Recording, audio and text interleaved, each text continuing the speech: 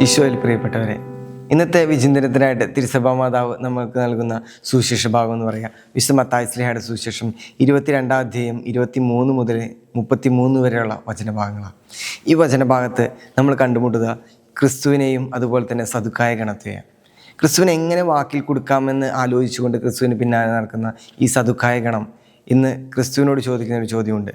പുനരുദ്ധാനം എന്നുള്ളത് അർത്ഥശൂന്യമായ ഒന്നല്ലേ എന്നാണ് ചോദിക്കുക. ക്രിസ്തു അതിന് കൃത്യമായിട്ടൊരു ഉത്തരം തന്നെ അവർക്ക് പറഞ്ഞു കൊടുക്കുന്നുണ്ട്. ക്രിസ്തു പറഞ്ഞു കൊടുക്കുന്നത് എങ്ങനെയാണ്? വിശുദ്ധ ലിഖിതങ്ങളോ ദൈവത്തിൻ്റെ ശക്തിയോ മനസ്സിലാക്കാത്തതിനാൽ നിങ്ങൾക്ക് തെറ്റുപറ്റിയിരിക്കുന്നതെന്ന് സദുക്കായുടെ മുഖത്ത് നോക്കിക്കൊണ്ട് ക്രിസ്തു പറയുന്നുണ്ട്. ക്രിസ്തു പറയുന്നതിനൊരു കാരണമുണ്ട്. കാരണം സദുക്കായർ എന്ന് പറയുന്നവരെ വിശ്വസിച്ചിരുന്നത് പഞ്ചഗ്രന്ഥങ്ങൾ മാത്രമാണ് ദൈവനിവേശിതമെന്ന്. അവരെ സംബന്ധിച്ചിടത്തോളം ജ്ഞാനത്തിൻ്റെ ഗ്രന്ഥങ്ങളോ അതുപോലെ തന്നെ പ്രവാചക ഗ്രന്ഥങ്ങളോ ഒന്നും അവർ വിശുദ്ധ ഗ്രന്ഥത്തിൽ ഉൾപ്പെടുത്തിയിരുന്നില്ല. അങ്ങനെയിരിക്കെ ഈ പഞ്ചഗ്രന്ഥങ്ങളിൽ പുനരുദ്ധാനത്തെക്കുറിച്ച് നേരിട്ട് പരാമർശങ്ങളൊന്നും തന്നെയില്ല. അപ്പോൾ സദുക്കായ ഗണം വ്യാഖ്യാനിച്ചതനുസരിച്ച് പുനരുദ്ധാനം ഇല്ലെന്ന് തന്നെ അവർ പറയുക. പക്ഷെ ഫരിസേയർ വരെ ശരീരത്തിൻ്റെ ഉയർപ്പിൽ വിശ്വസിക്കുമ്പോൾ ക്രിസ്തു പറഞ്ഞ ഈ പുനരുദ്ധാനത്തെ സദുക്കായ ഗണം അപ്പാടെ തള്ളിക്കളയുക. പഴയ നിയമത്തിലേക്ക് നമ്മളൊന്ന് എത്തി നോക്കുമ്പോൾ മക്കബായരുടെ 2-ാം പുസ്തകത്തിലും ദാനിയേൽ പ്രവാചകൻ്റെ പുസ്തകത്തിലൊക്കെയും തന്നെ മരിച്ചവരുടെ ഉയർപ്പിനെക്കുറിച്ചുള്ള കൃത്യമായ പരാമർശങ്ങൾ നമ്മൾ കാണുന്നുണ്ട്.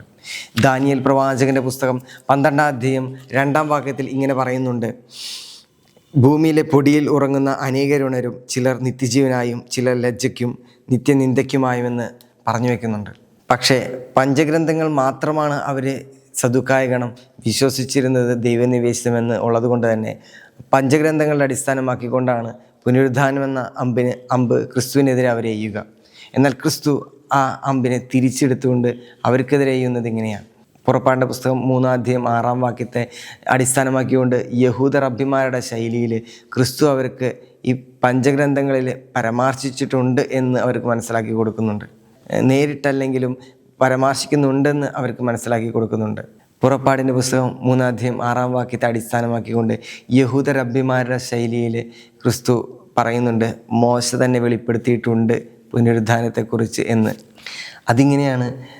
ദൈവം മോശയ്ക്ക് വെളിപ്പെടുത്തിയ സമയത്ത് അബ്രാഹവും പിതാക്കന്മാരും മരിച്ചു കഴിഞ്ഞിരുന്നു. എങ്കിലും അബ്രാഹത്തിൻ്റെയും ഇസാക്കിൻ്റെയും യാക്കോബിൻ്റെയും പിതാവായ ദൈവമെന്ന് അല്ലേ ദൈവം വെളിപ്പെടുത്തിയത് എന്ന് ക്രിസ്തു സദുക്കായരോട് ചോദിക്കുന്നുണ്ട്. അവർ എന്നേക്കുമായിട്ട് മരിച്ചു കഴിഞ്ഞിരുന്നെങ്കിൽ ഈ ഒരു വെളിപ്പെടുത്തലിന് യാതൊരു സാധുതയുമില്ല. മരിച്ചവരും ദൈവവുമായിട്ടൊരു ബന്ധമുണ്ടെന്ന് ക്രിസ്തു ഇവിടെ ചൂണ്ടിക്കാണിക്കുന്നുണ്ട്. വചനങ്ങളുടെ അടിസ്ഥാനത്തിൽ ക്രിസ്തുവിൻ്റെ ശരിയും സദുക്കായരുടെ തെറ്റും കൃത്യമായിട്ട് ക്രിസ്തു വരച്ച് കാണിക്കുമ്പോൾ സദുക്കായർ ഇതിനെതിരെ പല്ലുറുമിക്കൊണ്ട് കടന്നു പോകുന്നുണ്ട്. പ്രിയപ്പെട്ടവരെ, ഐസക് ന്യൂട്ടൻ്റെ ജീവിതത്തിൽ പറഞ്ഞു വയ്ക്കുന്ന ഒരു കഥ ഇങ്ങനെയാണ്. ഒരു മനുഷ്യൻ ഐസക് ന്യൂട്ടനോട് വന്ന് ചോദിക്കുന്നുണ്ട്, മരിച്ചു മണ്ണടിഞ്ഞവരുടെ ഉയർപ്പിൽ താങ്കൾ വിശ്വസിക്കുന്നുണ്ടോ എന്ന്. ഐസക് ന്യൂട്ടൻ അതിന് കൃത്യമായിട്ട് ഉത്തരവൊന്നും പറയുന്നില്ല. പക്ഷേ അദ്ദേഹം ഒരു പ്രവൃത്തി കാണിച്ചു കൊടുക്കുന്നുണ്ട് ആ വ്യക്തിക്ക്. ഒരു പിടി ഇരുമ്പിൻ്റെ പൊടി എടുത്തുകൊണ്ട് മണ്ണിലിട്ട് മണ്ണുമായിട്ട് കുഴച്ച് അതിനുശേഷം ആ വ്യക്തിയോട് ഐസക് ന്യൂട്ടൻ ചോദിക്കുന്നത് ഇങ്ങനെയാണ്: താങ്കൾക്ക് ഈ ഇരുമ്പിൻ്റെ പൊടിയെ ഈ മണ്ണിൽ നിന്ന് വേർതിരിച്ചെടുക്കാൻ സാധിക്കുമെന്ന്. ആ മനുഷ്യൻ അപ്പം തന്നെ പറയുന്നുണ്ട്, എനിക്ക് സാധിക്കില്ല, ഇത് സാധിക്കാത്തൊരു കാര്യം തന്നെയാണ്. എന്നാൽ ഐസക് ന്യൂട്ടൻ എന്ത് ചെയ്തെന്ന് വെച്ചാൽ ഒരു കാന്തം എടുത്തുകൊണ്ട് ആ മണ്ണിൻ്റെ മേലെ പിടിക്കുന്നുണ്ട്. ആ മണ്ണിലുണ്ടായ ഇരുമ്പിൻ്റെ പൊടികളൊക്കെയും ആ കാന്തത്തിലേക്ക് ആകർഷണം ചെയ്ത് കാന്തത്തിന്മേൽ പറ്റിപ്പിടിക്കുന്നുണ്ട്. അപ്പോൾ തന്നെ ഐസക് ന്യൂട്ടൻ ആ മനുഷ്യൻ്റെ മുഖത്ത് നോക്കി പറയുന്നൊരു കാര്യമുണ്ട്: ഈ കാന്തത്തിന് ഇത്രയ്ക്കധികം ശക്തി കൊടുത്ത ദൈവത്തിന് മരിച്ചവരെ മണ്ണിൽ നിന്ന് ഉയർപ്പിക്കാൻ സാധിക്കില്ലേ എന്നൊരു ചോദ്യമാണ് ഐസക് ന്യൂട്ടൻ തിരിച്ച് ആ മനുഷ്യൻ്റെ മുഖത്ത് നോക്കി ചോദിക്കുക. പ്രിയപ്പെട്ടവരെ, ദൈവം ജീവിച്ചിരിക്കുന്നവരെ മാത്രമല്ല മരിച്ചവരുടെ കൂടിയാണ്. മരിച്ചവരുടെ മാത്രമല്ല ജീവിച്ചിരിക്കുന്നവരുടെയും കൂടിയാണ്. നമ്മൾ ഓരോരുത്തരും നമ്മുടെ വ്യത്യസ്തമായ ചിന്താഗതിയിലൂടെ ചിന്തിച്ചാലും ക്രിസ്തുവിനോട് ചേർന്ന് ചിന്തിച്ചില്ലെങ്കിൽ നമ്മുടെ ചിന്തകളൊക്കെ പലപ്പോഴും സദുക്കായ ഗണത്തിൻ്റെ പോലെ ക്രിസ്തുവിൽ നിന്ന് അകന്ന് ചിന്തിക്കുന്ന ഒരു ചിന്താഗതിയായി മാറും.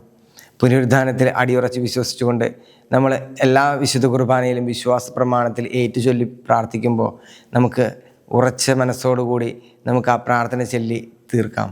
പുനരുദ്ധാനത്തിൽ നമ്മൾ വിശ്വസിക്കുന്നുവെന്ന്, ക്രിസ്തു നമ്മളെ ഉയർപ്പിക്കുമെന്ന്. ഇതുവരെ നമ്മൾ എന്തായിരുന്നു എന്നല്ല, ഇനിയുള്ള ജീവിതത്തിൽ നമ്മുടെ ചിന്തകളൊക്കെയും ക്രിസ്തുവിൻ്റെ കൂടെ ചേർന്ന് ചിന്തിക്കുവാനായിട്ട് ക്രിസ്തു നമ്മളെ ശക്തരാക്കട്ടെ.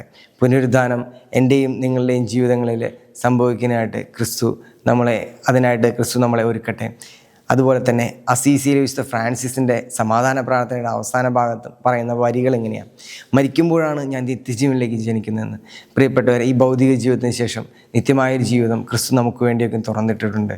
ആ നിത്യജീവിതം നമുക്ക് ഭൗതിക ജീവിതത്തിന് ശേഷം ഉണ്ട് എന്നൊരു ഉറപ്പിലൂടെ ആ പുനരുദ്ധാനത്തിലേക്ക് അടിയുറച്ച് വിശ്വസിച്ചുകൊണ്ട് ക്രിസ്തുവിനോട് ചേർന്ന് ചിന്തിച്ച് ക്രിസ്തുവിൻ്റെ മാത്രമായിട്ട് ജീവിക്കാനായിട്ട് നമ്മളെ ഓരോരുത്തരെയും അത്യുന്നതനായ ദൈവം സമൃദ്ധമായിട്ട് അനുഗ്രഹിക്കട്ടെ. ആമേൻ.